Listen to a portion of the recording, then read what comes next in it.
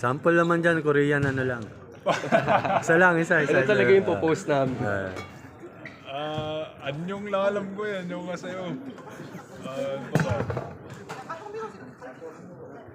Wala na eh. No, on the spot. Hana, tool, set, net. Tasot. Ayun. Ano ba? Marami akong mga ano, like if nagsalita sila, may mga naiintindihan. Pero word per word lang. Pag sentence, ang yan. You know? Ngayon ano kasi ako translator eh. Kaya hindi na kailangan matuto ng Korean. Bad words, wala. Marami. Siyempre, marami na rin niya alam ng mga teammate nyo. Marami na maalam na bad words. Mga mura. Yun ba yung unang tinuro? Siyempre.